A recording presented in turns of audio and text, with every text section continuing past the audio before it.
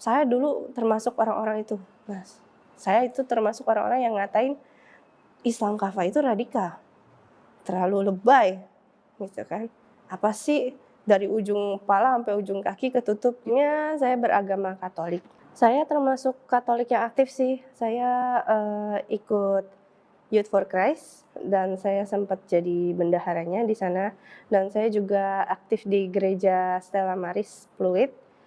Saya yang pas itu ketua yang mengatur misa Inggris di sana. Jujur menyenangkan sih. Karena di luar ya memang saat itu mendalami Katolik banget gitu kan, dan memang banyak temen juga gitu.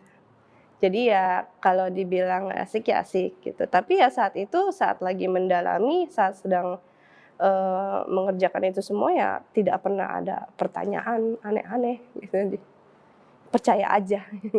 Kalau saya dulu diajarin Islam itu agama yang keras gitu, dan rata-rata ya nggak jauh beda lah ya dengan doktrin-doktrin lainnya, terorisme, apalagi dengan pas itu zaman-zamannya 92 ya Allah, 98 ya.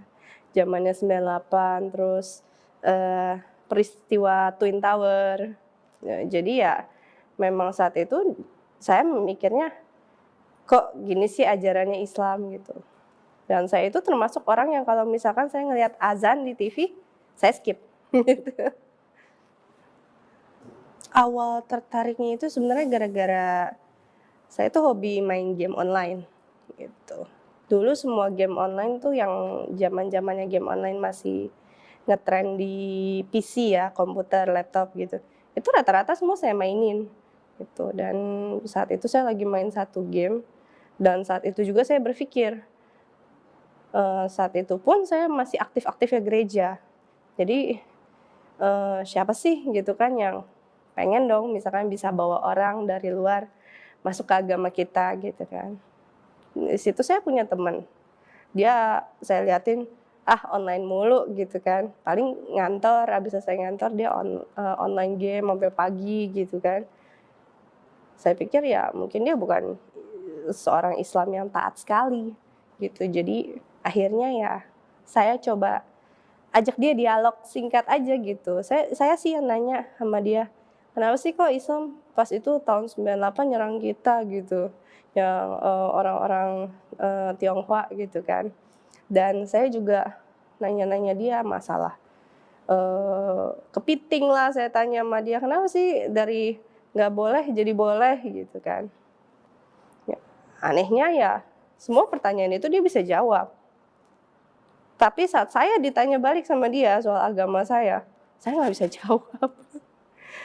Rata-rata saya nggak bisa jawab. Dia bisa tanya sama saya, "Tuhanmu yang mana sih?" Itu tuh yang paling sebenarnya bikin bingung, dan ada juga yang bikin kaget. Di Alkitab lu katanya, dia bilang boleh tuh pakai harus wajib pakai jilbab. Masuk gereja aja tuh rumah bait Allah katanya harus pakai penutup kepala. Kok lu nggak pakai? Lu ke gereja pakai apa? Saya jujur aja ya, saya saat itu kalau saya pikir-pikir, saya kadang ke gereja pakai rok cuma selutut gitu kan.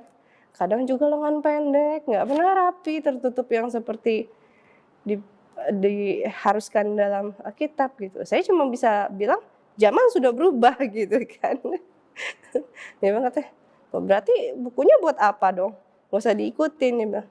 Terus dia bilang, itu saya kaget karena saya baru tahu detik itu bahwa di Alkitab disuruhnya seperti itu gitu. Dan itu akhirnya membuat semua pertanyaan-pertanyaan, saya pengen ada jawabannya dari yang masalah Tuhan. Tuhan yang saya percaya pas itu, Yesus Kristus, itu Tuhan apa bukan jadinya? Apakah dia seorang nabi? Apakah dia Tuhan? Dan apa tujuannya juga saya berdoa sama Yesus Yesus Kristus, kalau memang dia ada cuman seorang nabi dan memang yang harus disembah ya, yang mungkin saat itu dibilangnya Allah Bapa ya kalau di Katolik gitu kan. Jadi kenapa dia yang Tuhan, bukannya Allah Bapanya yang Tuhan gitu. Dan banyak lagi sih pertanyaan, dan yang lumayan bikin saya, eee, timbul banyak keraguan-keraguan itu masalah menyembah berhala juga. Menyembah berhala, saya dikatain sama dia menyembah berhala. Di situ saya marah, "Masa iya Yesus Kristus dibilang berhala?" gitu, dia patung kan? Di Alkitab dibilang nggak boleh loh nyembah-nyembah patung, tapi itu patungnya Yesus. Saya bilang, "Yakin lu mukanya kayak gitu?" Dia bilang. "Nggak." Saya nggak bisa bilang. Nah, dari situ di daerah rumah saya itu ada 2 gereja Katolik besar, satu Regina Coeli, satu Stella Maris. Saya dari Regina Coeli, saya pindah ke Stella Maris. Tujuan saya cuma satu pas itu, memastikan mukanya sama, gitu. Dan itu berbeda, mukanya beda. Yang satu lebih besar dengan raut muka sedih, yang satu mungkin patung lebih lama yang agak tidak kelihatan, tapi raut mukanya dan bentuk mukanya saja sudah beda. Yang satu agak gemuk, yang satu tidak, gitu. Jadi di situ saya mikir, berarti ini saya nyembah patung yang mukanya beda-beda, yang memang tidak jelas wujudnya, gitu. Berhala dong, gitu. Akhirnya itu titik di mana saya lumayan vakum, stop main game online saat itu. Karena saya muncul pertanyaan-pertanyaan yang bikin saya ragu sendiri, gitu. Saya banyak belajar sih ya, dan saat saya kuliah itu saya sembari suka searching-searching, jadi lihat perbandingan agama gitu. Karena saya mempunyai keinginan saat itu untuk mengalahkan teman saya itu, yang udah ya kasarannya bagi saya ngejelekin agama saya gitu kan. Cuman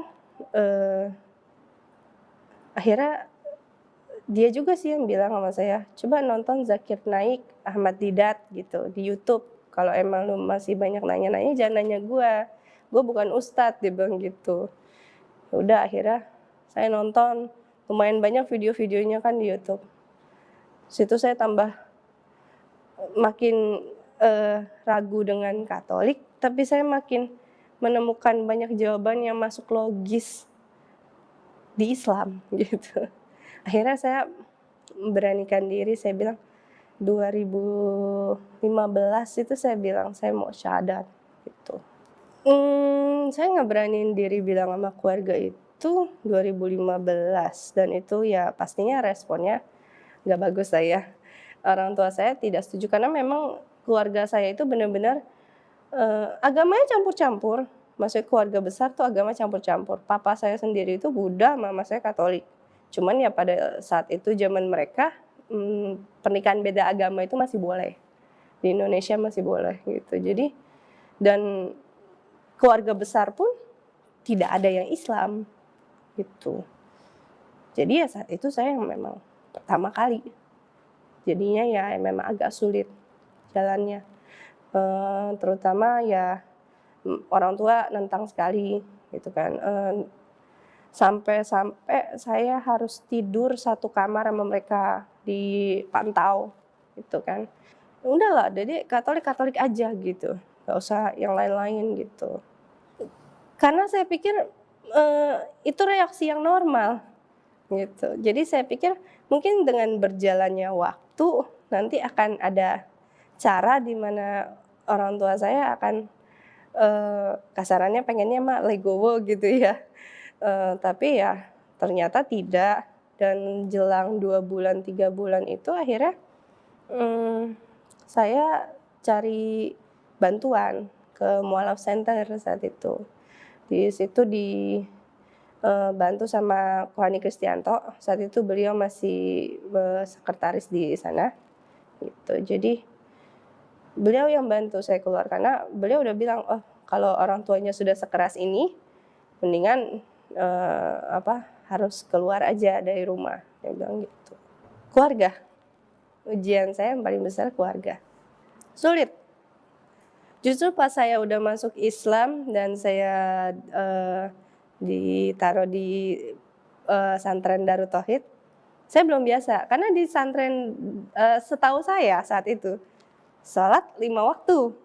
Sedangkan di pesantren Darut Tauhid itu subuh iya, duha iya, ya kan, zuhur iya, asar, maghrib, isya, tahajud setelah itu kan. Jadi saya saat itu belum biasa.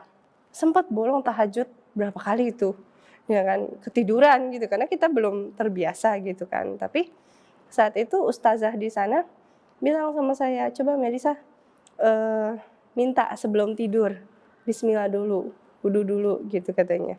Bismillah, minta sama Allah dibangunin, dia bilang gitu. Gak usah pasang alarm dia bilang, karena saya udah coba pasang alarm, gak mempan mas, gitu, gak bangun. Jadi dia bilang katanya minta sama Allah. Dan itu yang saya kaget ya mas, saya bangun, beneran bangun dan dibikin seger, gitu. Saya kaget itu. Jadi saya di sana saya di sana sekitar sebulan lebih dan seminggu itu banyak banget bolongnya, terutama bolong tahajud itu banyak banget bolongnya. Sedangkan kalau subuh kan karena memang banyak orang gitu, jadi pasti kita bangun gitu. Nah kalau tahajud itu saya sering bablas itu, tapi ya alhamdulillah sih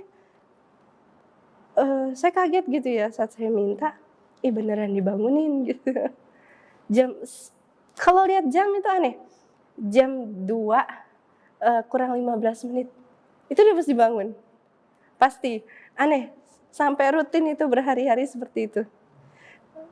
Tapi ya itu, dan saya juga sempat bikin postingan di Facebook saya tuh setelah saya mualaf berapa lama itu, saya bilang, ini agama ribet, saya bilang gitu.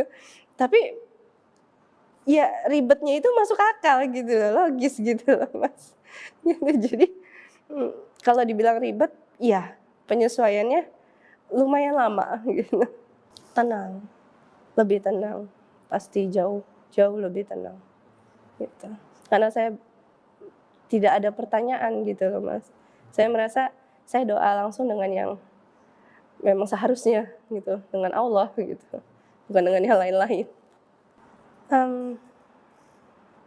Sebenarnya kalau menurut saya orang non Muslim itu melihat kita orang-orang yang Islam kafah itu radikal sebutannya ya mas ya. Banyak yang bilang kita tuh radikal, tapi sebenarnya menurut saya kita cuma menjalankan agama, perintah gitu. Malahan yang tidak menjalankan itu ya bagi mereka yang orang-orang yang tidak kafah itu, yang mereka bilang malah itu Islam gitu loh. Islam tuh kayak gini, nggak kayak yang itu mah radikal, teroris dan sebagainya gitu. Kalau memang mau kasarannya ngatain agama lain gitu, agama apapun, gitu, pelajari dulu. Karena mungkin saya sudah pernah ngalamin Katolik, saya sedikit-sedikit saya udah pernah ngalamin Buddha karena ayah saya kan dari Buddha gitu kan. Dan setelah udah tahu Islam, saya dulu termasuk orang-orang itu, mas. Saya itu termasuk orang-orang yang ngatain Islam kafah itu radikal, terlalu lebay, gitu kan. Apa sih dari ujung kepala sampai ujung kaki ketutup gitu. Alhamdulillah saya sekarang begini, ikutan gitu kan. Ya karena memang seharusnya seperti itu. Jadi memang pelajari dulu agamanya, gitu. Dan kalau memang ada perbedaan, toleransi lah. Kita banyak kok toleransi gitu kan ke agama Katolik atau ke agama Buddha atau kemana gitu. Cuman ya toleransi itu sama-sama lah, vice versa gitu, dua arah. Sama keluarga hubungan qadarullah belum baik ya gitu. Karena memang keluarga saya itu keluarga keras. Jadi ya memang mungkin mereka belum bisa menerima, dan mungkin ya sampai saat ini pun misalkan saya hubungin juga masih ya masalah lalu-lalu diungkit aja terus gitu. Ya nggak apa-apa lah, pelan-pelan aja lah mas, kita doain aja, mohon doanya, insya Allah bisa luluh orang tua. Nah, motivasinya buat teman-teman semua yang mualaf, istiqomah itu perlu gitu. Dan tambah pelajari agamanya Jangan cuman ya Islam sholat 5 waktu udah selesai gitu, nggak gitu juga. Cuman ya, pelan-pelan, bertahap aja, nggak perlu langsung yang, wah dalam banget gitu.